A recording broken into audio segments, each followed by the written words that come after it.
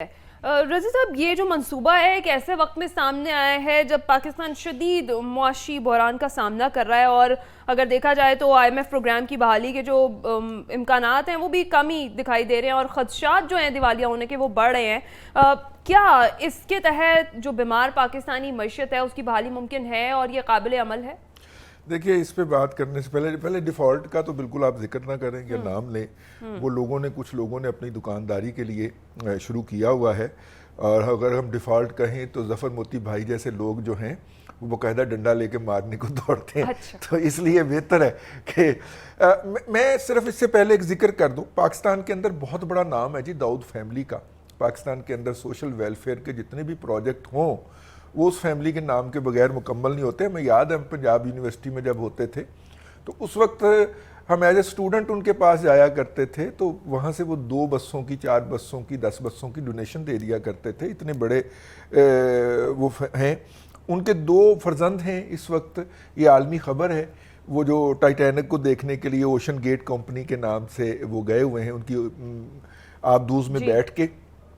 ہمیں دعا کرنی چاہیے، اللہ کرے کہ اللہ وہ کرے وہ زندہ ہوں اور وہ واپس خیر سلامتی سے آ جائیں۔ شہزادہ داؤد ہیں، ان کے صاحبزادے ہیں میرا خیال ساتھ میں سلمان داؤد۔ تو میں نے کہا کہ آغاز سے پہلے ایک دعا سے آغاز کیا جائے۔ اب آپ کے سوال کی طرف دیکھیں، شروع میں یہ جو چیزیں ہوتی ہیں نا بہت اچھی لگتی ہیں۔ 1998 کے اندر پی ایم ایل این کی حکومت نے small and medium enterprise development authority بنائی سمیڈا کے نام سے۔ ڈاکٹر سلمان شاہ صاحب جو ہیں وہ اس کے چیئرمین بنے، اور بڑی باتیں کی گئیں اور کہا گیا کہ ہم ریولوشنائز کر دیں گے، لیکن کچھ عرصے کے بعد ہی اسے خواجہ زبیر صاحب چھوڑ گئے اور ڈاکٹر صاحب نے استعفیٰ دے دیا اور وہ بیوروکریٹوں کے ہتھے چڑھ گئی۔ آج تک وہ ایک عضو معطل ہے۔ اس کے بعد پیسٹیک بنایا ہم نے سنگ مرمر کی ڈیولپمنٹ کے لیے، وہ اس کو ایک گروپ ہائی جیک کر کے لے گیا۔ ہم نے کراچی کے اندر مفت زمین دی، ایک ایمرلڈ سینٹر بنے گا، وہاں پہ قیمتی پتھروں کا کاروبار ہوا ہوگا، وہاں پہ ٹسوری ہائٹ بن گئی اور وہ گورنر بھی بن گئے ہیں، وہاں پہ وہ بلڈنگ نہیں بن پائی۔ اچھا، اسی طرح تھوڑا سا آگے آ جائیے، دیکھیے یہ اور بھی میں اس طرح کی 20 مثالیں دے سکتا ہوں۔ اس میں پورا زور جو ہے وہ ہے آپ کی مائنز اینڈ منرل سیکٹر کے اوپر۔ آپ یقین کریں گے کہ اس کے لیے کوئی رولز اینڈ ریگولیشن ایگزسٹ ہی نہیں کرتے پاکستان کے موجودہ قانونی سیٹ اپ کے اندر۔ میں نے جا کے ایک جگہ پہ لیز لی ہے، سیکٹری مائنز اینڈ منرل صاحب جب چاہیں میری وہ لیز فارغ کر کے سلمان عابد صاحب کو وہ الاٹ کر دیں۔ میں انہیں کسی کورٹ آف لاء کے اندر چیلنج نہیں کر سکتا کہ بھائی آپ نے کس قانون کے تحت میری یہ لیز کینسل کی ہے۔ جب تک اس کے basic fundamental rules and regulation نہیں بنتے، یہی تو لڑائی ہے۔